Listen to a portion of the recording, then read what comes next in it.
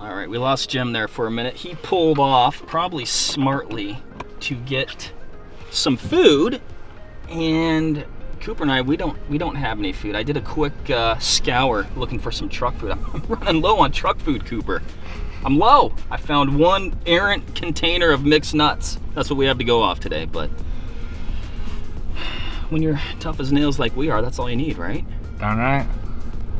So we're about to pull up here at Greg's place. I think maybe 1 or 2 more turns, but excited to meet him and learn a few things.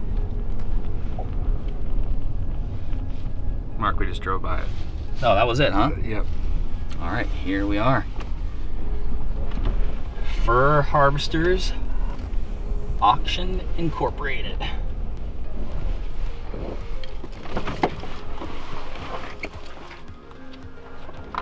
This is the entrance. All right, let's go in here.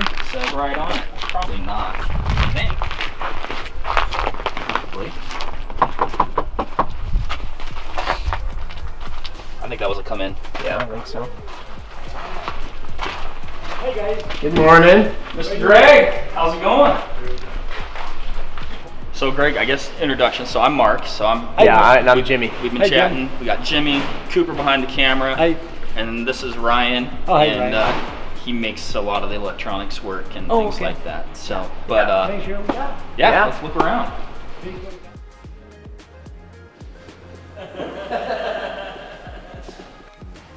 that's cool. That is cool. You see the variance between, the different colors there.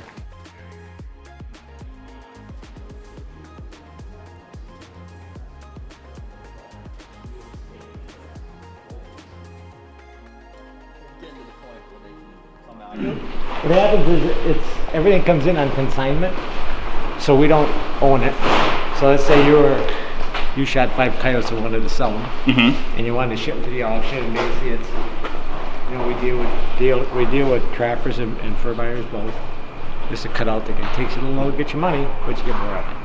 Okay. A little thumb. As you'll see, everything gets a barcode, and then that goes into shows ownership. We handle everything from squirrels to polar bears. Okay. That's a wide range. It's a wide range. Everything just like you would trappers. They'll show up at the stop, or they'll drop it in here. They'll give us we'll fill out a form for them. Then we pull them a ticket range that's entered in the computer. He's got 2 beaver and 29 coon, and everything is designated. So the beaver have 2 tickets. And then we just sign up, make sure that counts right. And then we just put the tickets on. So, and it comes in from, we just started with, we got a little bit out of southern Illinois. We got half of Minnesota done in the northern Wisconsin. And we do all the northern states. We do some of the southern states later in the season because the seasons run so late. Okay, right. They don't start till January. It's a problem with the Southwest. So then all that will come in, and we'll pick that up sometime at the end of March. Okay. And then April, our second sale, when you get into April and stuff, it's really busy. Then we wonder where all the room is. And we bring in semi-containers to store because we can't store it in here. Amazing. It's really busy. Yeah, so all the fur that comes in here is coming in. It's been essentially kind of put up. Yep, it's It's- all stretched and dried, and trappers will meet us like at a route. So this is basically from Illinois. We just got through the route last weekend, and they dropped us off Sunday night. They'll have all your information on it. We get it in, verify the count, put it in the computer systems like this, so they all get their tickets. And then once that's done, then it goes in and gets graded. Okay. We do the coon, cats, coyotes, badgers, certain articles here, and then the beaver and the muskrats and stuff we'll do in North Bay. Okay. Canada, so we kind of split the two. Our main base is in North Bay, Ontario. Okay. And they started this in, this is going to be our 10th season. Okay.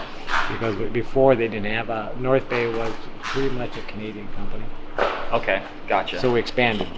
Okay. And I worked at NAFA, which was a competitor since the beginning, probably 38 years. Oh wow. Okay. For fielding Hudson Bay, and then one day we decided to start a new business. So you've been doing this a little while. Yeah, since 75. 75. Wow. Back to Hudson Bay, London. Yeah. Super cool. Yeah, and all pretty much gone except pretty much all the companies. At that time it was through Hudson Bay and stuff, and they're all gone. Now it's just us. It's been a while for the last auction house thing, I guess. How about that? I was going to open her up, Jim. I was going to say, as you can see, we've got a whole coyote right here, Jim, which we're going to get to. Yep. But we can't get to where we want to get to without knowing where we want to get. Did that make sense? Yep. Made sense to me. Where we want to go, yep, get. So, Greg, we've got a whole smattering of coyotes here on the table, and maybe if you can, walk us through some of the differences between them, whether that's color because of the region that they're from, and maybe just the state of the fur. I know we were just looking at one where the you were calling it tiger stripes. So maybe let's kind of maybe walk down the line, whatever you think will work best, Sure. and we'll kind of go through these and see exactly what we're trying to do here. Sure. What we do is we start, the coyotes, they go from east to west, predominantly in an east and west in any article. West is softer, and the farther east you go, the coarser it is. Okay. Oh, So- I didn't realize. So you have an east and a west. We're in the Midwest, so we can get a little bit of both, Okay. but we're predominantly east. Okay. West, as a rule of thumb, they starts western Iowa, western part of Minnesota. Okay. So, and then as you get into Montana and stuff, them are probably the more desirable. But still, when you value a coyote, the heavier they are, the more they're worth. Okay. Because the heavier they are, when you cut a collar, the shorter strip you can use, and it umbrellas out. Okay. Gotcha. Okay, and Yeah. and the guys want a nice fluffy collar. So when you get in the west, I know. I like my To start coyotes with- nice and fluffy. when you do the coyotes, the one thing that you really want is you want to have the black guard hair on them, and the guard hair should go all the way across.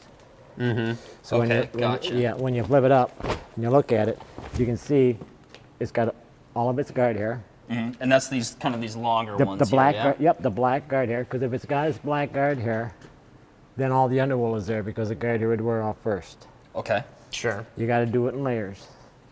So then if you get one like this, right beside, even though it's heavier, and you lay it up, you can see the guard hair will go down the middle. It's real dominant, the black stripe. But as you get to the sides, it's starting to disappear. So it's in the process of rubbing. Gotcha. And I mean, just from going through the snow and the brush, the sides rub.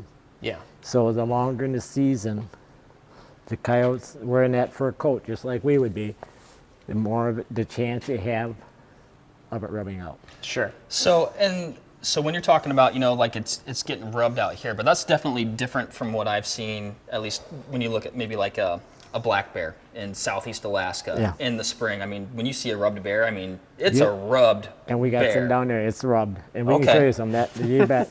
So these guys are doing that too then? They to do the some same, yes, they do, degree. Okay. yes.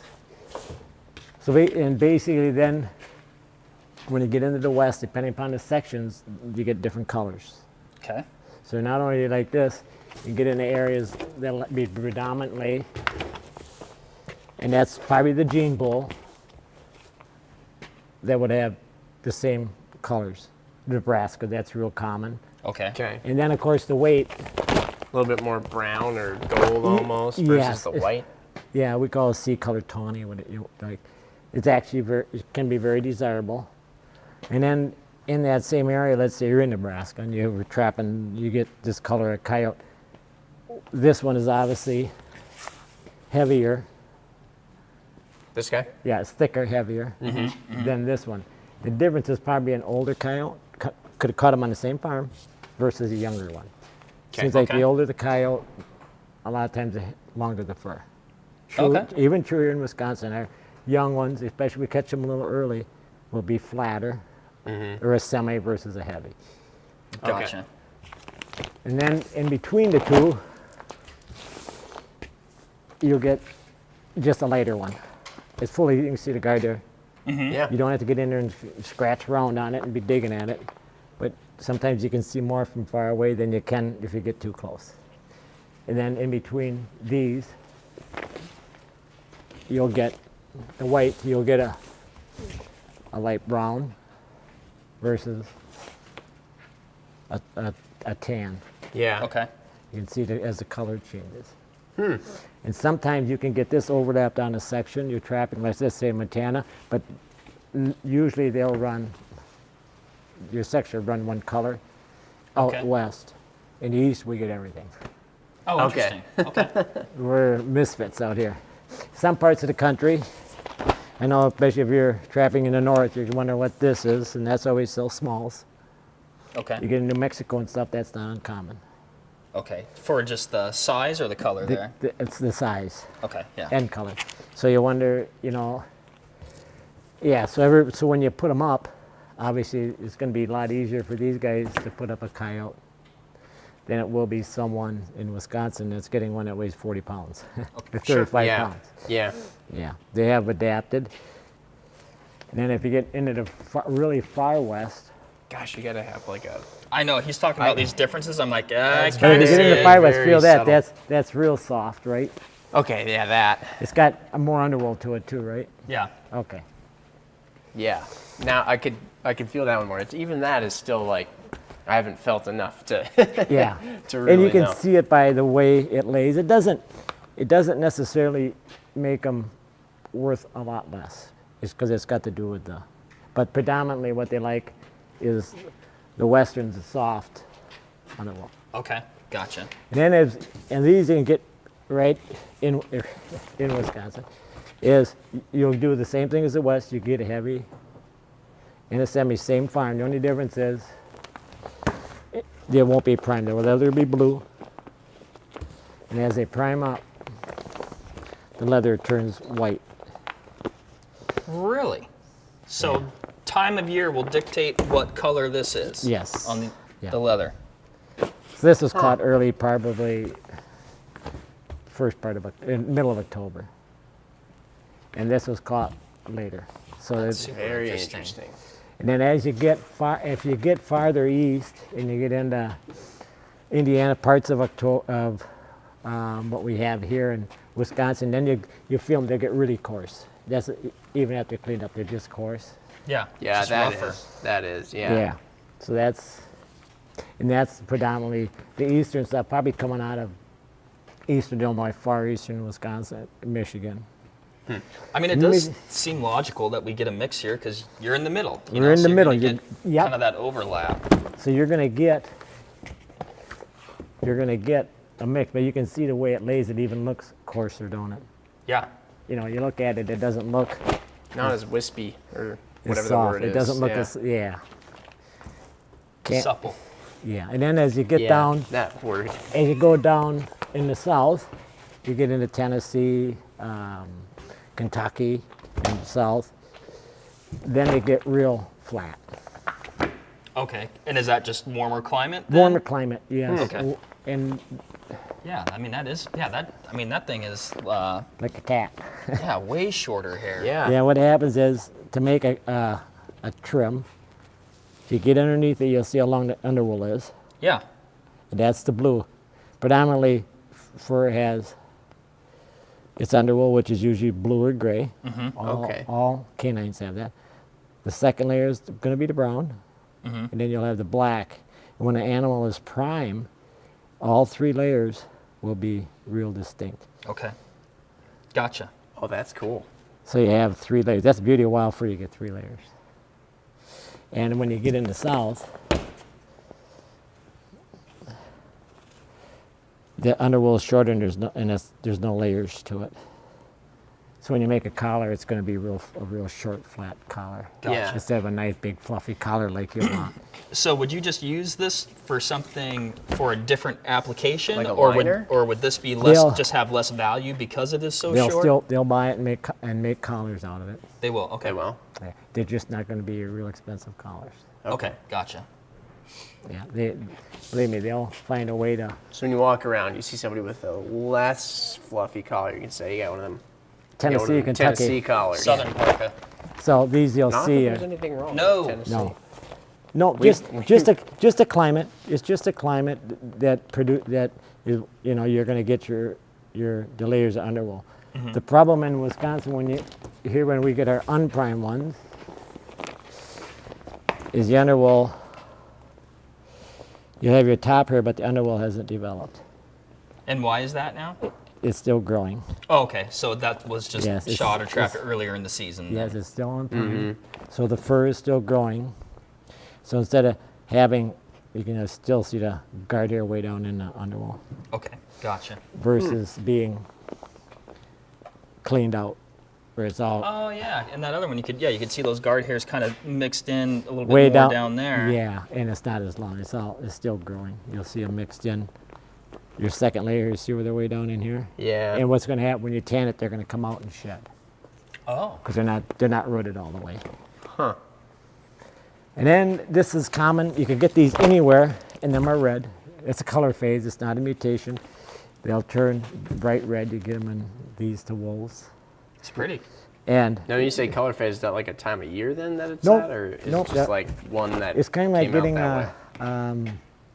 any mutation. You get a jet black coon, Okay. and you'll get a red coyote. They're not uncommon, believe it or not. The only problem with a red coyote is when you see a rubbed coyote, that the mane is gone. Here, when they're red, you can see right through them. You can see the black underneath. Yeah. Okay, right there where it's rubbed, you can actually see the black and all the rub in it. Okay. Gotcha. Where it just kind of it's hidden a little bit more on the other ones. It's hidden. Okay. Yeah. These you can't hide it because it's red going right to black. The ones that doesn't pay to put up is when you get into a coyote, and this is Parasites, and basically nobody wants a collar. The back is completely gone. That's probably a wood tick right there. The back is completely gone. That's wood ticks and Parasites. Yeah. Okay, and even though it's got a little fur left on the rear end, it doesn't, you know, you still got to tan it, ship it, the whole thing. These can have a decent value as long as the belly is 100%. Okay. Because the belly of a coyote has value. This is probably one of the most expensive cuts of the coyote right here. It's the softest. You take Really? take a coyote and you feel the neck. That's the softest. Save the neck for me, Clark. Oh, that is. That's the nicest part for the collar. And with them collars, they'll put that white here so it doesn't irritate your face. Oh, interesting. So let's Okay. say you got this coyote. Obviously, the neck is gone. A little rough. If the belly was as good as this one, okay, complete, Yeah. but the Parasites had just wrecked the back, it's worth processing. Okay. Okay. But it doesn't if the belly is all, nobody wants a collar that looks like that. Right. It usually will start with a pink belly. First sign of Parasites go where? To the warmest part of your body. Okay. So they go to the crotch of the coyote, and it starts irritating. And then from there, they go to the warmest part of your body, which would be your back of your neck. Okay. And a coyote can't scratch his butt, Sure. but he can scratch behind his head. But that's the only part he couldn't scratch, or the whole thing would be bald. Unbelievable. I didn't think of that. Parasites are bothering them, and then you'll get to, and if the tail's gone, it does not hurt anything. You get one like this, to where it just starts going farther and farther down the coyote. Now you only got that much. So is that He's got longer legs, he can scratch farther. the same Yeah. problem, just a little bit found a nice worse, tree. I guess, Yes. or exhibiting worse? Yeah, it just exhibiting where you don't see it as well because it's white. Okay. But then when you get into the neck, this one is starting to get, if the sides will get bad, right on the kidneys. Yeah. Because they can kind of reach that. Yeah, now this is halfway decent, but the kidneys are just getting thin. Yeah. This kind of stuff is limited usage. Yeah. And then you get right down to this stuff. You know, it doesn't pay to put it up. No. So that would be one we encourage you guys not to. I mean, nobody can wear any, you know, nobody wants a collar looks like there's some refurbished for her. Looks like been attacked by moths. But the one thing is, when you do stuff, I think guys and they're grade coyotes and stuff. They have a tendency. The first thing you want to touch it, right? Yeah. But you really don't have to. You got to learn to trust your eyes. Okay. Okay. You know that. You know. I mean, and if you laid these out on a bench, and I was going to have you throw the heavy ones in one pile and the short ones in another, it wouldn't take you long to figure it out. Sure. Yeah. Yeah. And then, if I had you, and then the next step would be throw anything out that you can see the underwool in, like obviously or one that would be, if you're doing westerns, these that the guard hair is starting to go. We just want the complete coyotes, and you'll see it on the sides. The reason you can see the Now, is one like this where the guard hair is starting to go, is it still worth something? Yeah, this one still has a pretty good. It still has value, okay. Yeah, and the reason is once you can start seeing in a coyote, once they start going, and you get underneath them, you can see the blue. Okay, in order to see the blue, these layers have to be starting to rub off, right? So if you can start seeing blue underneath it, it's because the top is being rubbed off. And when you're talking about the blue, you're talking about The underwool. Okay. Yeah, that's the blue, the underwool right there. Yeah. In order to see that, these two have to be gone. Sure. Okay. So if you see that blue in a coyote, Oh, so when you're seeing it, when you're saying when you see it, when you're not like Like right- exposing it, but when you can just see it. when you can see it right there, Yep. Okay. or right here, you can see it's rubbed. Okay. That totally makes sense. Because you can see underneath it. So the top that's supposed to be covering it is gone. Right. So now it's showing me the underwool. So if I made a collar, So yeah, I see. Okay. Yeah, if it's I like made- what you're seeing here. you bet if I made a collar out of this, okay, and as it wore down, it would look like that. Okay. Right. Right. And you want something, like you said, looks fresh and looks, more consistent. Like a fresh collar. It really is amazing. You look at some of the nicer ones that are primed up, they're in good shape, and it's like the most luxurious Yeah. thing in the world. And then you get to the other end of the spectrum, and it's like, ugh. Like Yeah. you don't even want to touch it. No. Well, Jim, I feel like we've taken the written exam, and now it's time for the practical, There you go. You got the written. Exactly. Yeah. Exactly. Let's. which is over there. It's on the table.